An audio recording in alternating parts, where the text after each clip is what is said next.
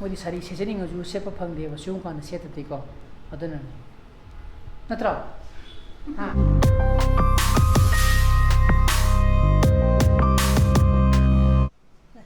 अदु कदैला नो पुपुना हिदा कमाई कापा पुपुना हिदा कमाई कापे संदा कुइदा हिदा कमाई कापे ला ला ला ला ला ते कापी बा कादा कापे सीधे हिदा कापी ताई जुद्रो कादा कापे अंते कापी नो कुइदा गो दको ला ला ला ला ला good morning guys welcome back to my channel मैं मंगरबिन खली का हजिक अयु की पुंग तरुक मिनी फुंग अमुक चले का अंताना हगले जे कई गनो हाइता दे आइगी सिनुपा जे आइगी सिनुपा दो माइ खुदुम बिदु स्वाना हाइ स्किन न खर चिंगजिलक पाइ तारे का मदुगी ऑपरेशन तो सकतबा सिजेदा सी तो जेना हाइरे हैबो को पुंग तेरे मखाय निपान की मन लाओना हाइरे हैबा तक पल्ली ने नत्र तो दुजे हां अदुना अगन पीगा चंगनब थराव तोइने को तुना चाम पीगा अस हाइदोखरे फजै संगो मफमबा क्लास होइग्रे जि तुलिदा sama paman men saga dara thana bani do men saram अदुना ना हाइदोखरे जि हाइदोखरे eso kan ta pa sabe ya di wal ji de to ko ya वाल की अराइव नी नी ने हाइदो की पोत नी नी का चार रो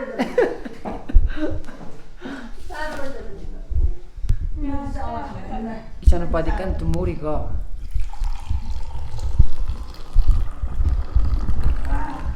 वाह जे यारो ये शिंग चल तो अपना तो दे nang cha thoi tro to ya na ye thoi ya चलो nai ne phang ada ngang to sa ma 이 양도 많네 진짜 제야 자기 양도 많다 ka ji phang hai na ha mo da na show लगे तो मतलब show to ke ni se ke सुन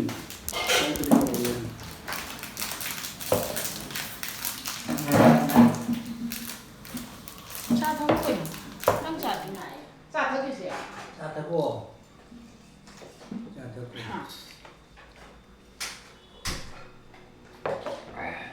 अरे तुम तेरे में खाए दे ताकि नहीं क्या दिने बिस्कुट दो बिना ओ यार अब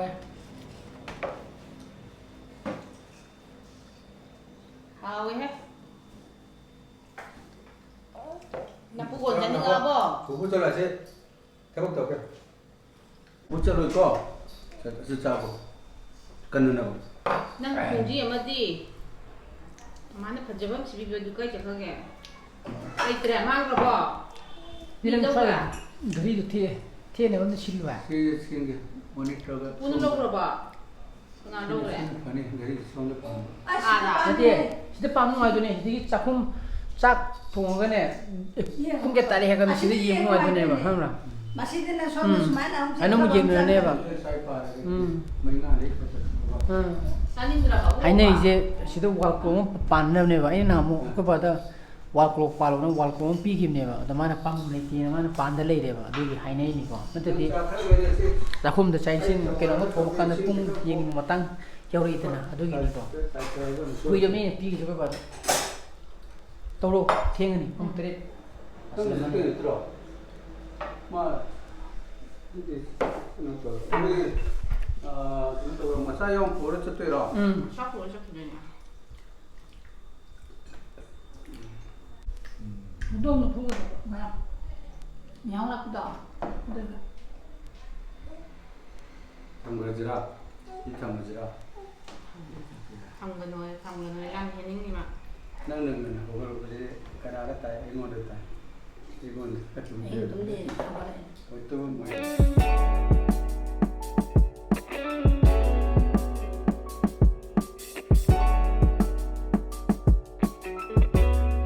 시대 요래 거 요라가 미니 모임 카운터데 미니 mga 묵당 ngayon 하이리바 너가 떠고는 닥터 빨리는 떠고도 볼 말이 또 as the green lily ga chali phone to iba tini ko I sinu pa moi patient amadagi adi one patient one attendant ne bato ri patient amado attendant amadagi na sangya deba do na mara mora ba ai ma pan le hore in pi ka ma sangre ba hoji pung ipan tasane ada mini manga mu fare mo sangi ba ko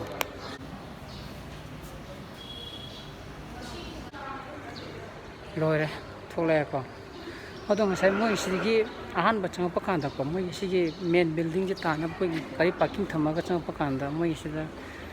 haidi entrance ma phahale ko mo da phon pakan da haidi history hange haidi lok thum ba kopra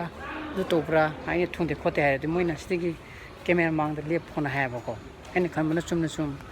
picture lo ri boning ba dai di hai tu pi upani na de anok su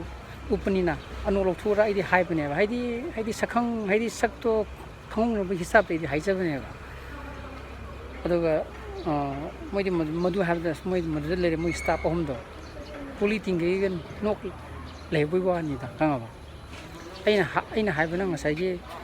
hai anok su popni na de gi keno to mi na mak su popni na sak to moina camera da nami do khong na ba i hai bane ba to glass ta budi ko na budi ina bhap man lak moi do thermal gi lobo ma le ba ko anjan jan mi lai bak ta ka pa ga lebi mo ta madu hang ga lep phal ga lobo ma le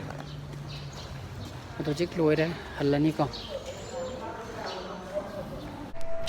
yum yore ko adegi ngasai halapa kan da ai maning chaka je mchit per pai tare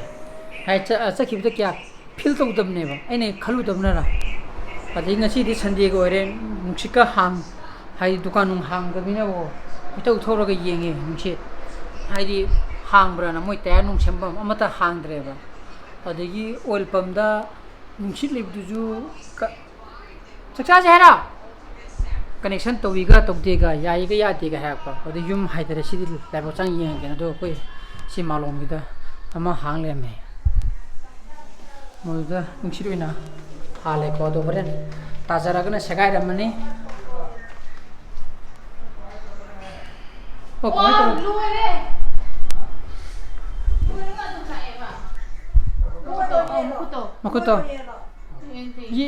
mayo shoki ba jane shoki ba 시즌에 봐. 아우. 쇼 그런 거 사기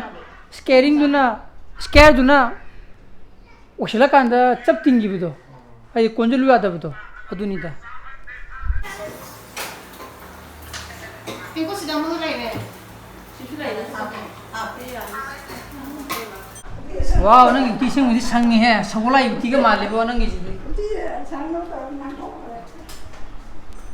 우티 동네에 봐. 상부들이 상반을 먹은 그래.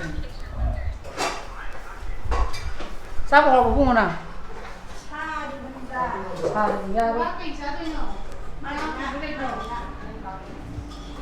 빨리 가는 가.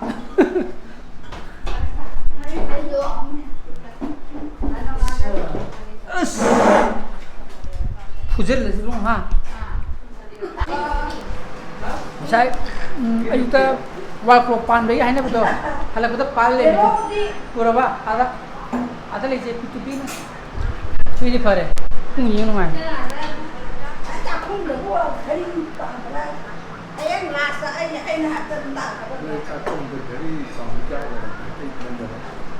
sao rồi tôi nói quay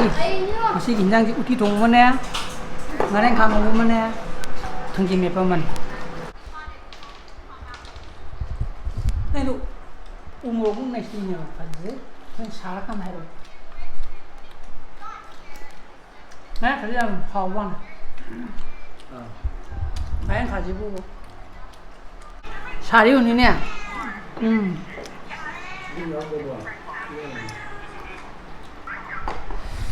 तो ना हो जाए you किती यार को किती तबे जैसा ले मुंडरा नहीं जो तुम थे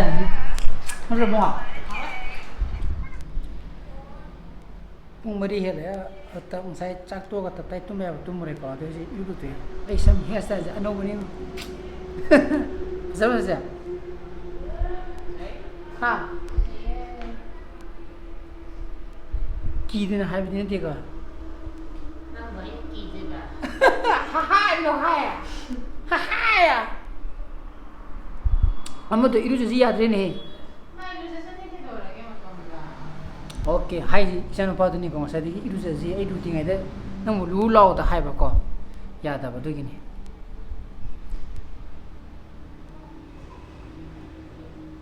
어데마 네 사리가 스티테이제 하이 모기 트레이닝 레이바 하이 모이나 하이 트레이닝 피거도 모이 크라임 신도 그만 타고도게도 5 days 기고 어두기 하이 셀 남이 사리제 모디 사리 세제닝 아주 세파 팡데바 수용관에 세트디고 어드는 나트라 아 크라임 신데가 사리 세라세디 파자니 하 on the spot ai crime scene exponent laiji ka sari ga setha phi ga jom jom to ga saladi sari ga setha ga sing de ka ni hil ga tonga ga ha o sta ni blouse ki thara ka je ulak lakui no ha kri please ha ataga madam ji ngor ba jala na tadu ga sa thakse sa gi thakse sa ba ya ba keno khara sa salaga aina guna ki sigi mahi je leiru bane ba sasia tabra si mahi je nyam kuina chalu hai ba le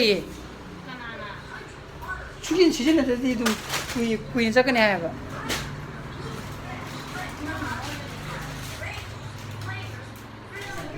soibum thongni soibum ga ngak makok muru ba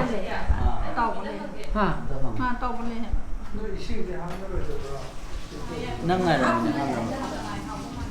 nangai mini yede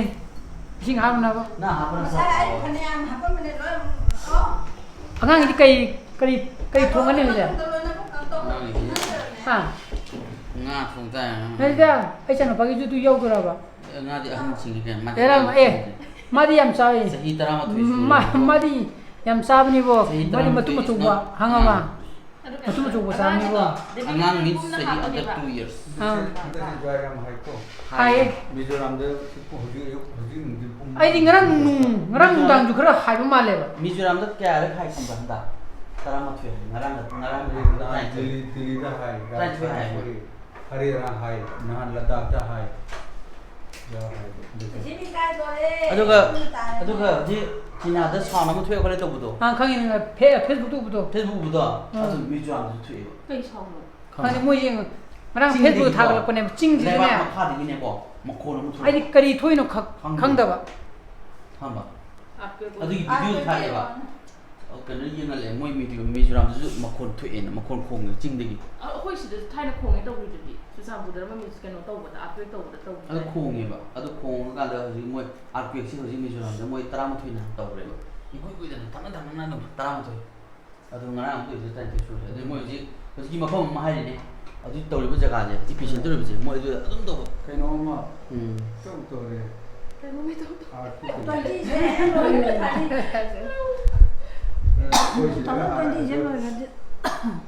마판 세통 나도 수능 나도 kai na khoi yu je ko da am ha ki dong chen na ki bo jadi kalau ada koi ko da am ha ki dong chen na ga do ri ra kana do ma ka itu tum pro phe ja na nga da ma de ra ro soum thong ji da ừ oksa mutum sang chaw ba ha pa ba ta 상상 하고 sang ha pa ba bột da ok to ha ni he soum thong bu je soum da oksa trong nhà ga đi tạm căng thẳng 하나는 있는 거 아니야? ông về đến với cái bún nào mà cà phê là cái he sero pal dim kena pisam sawam sam ni go Mas mahal betul ni. ai di nupi masa to udien harami ne ko adu ga madi sida nungai na sethale tumle te sida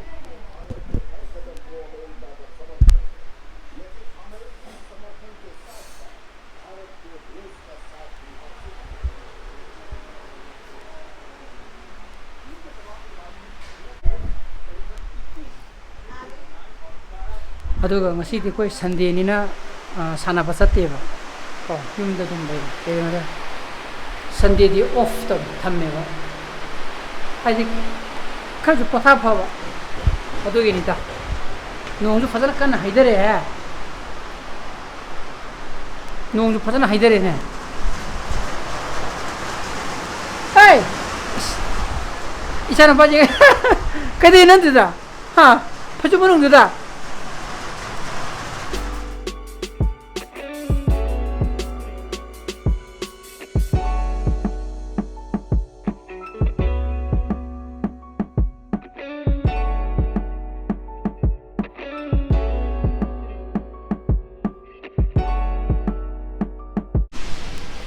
ngasi blog ji matang is da ro senjar ge ko ado blog se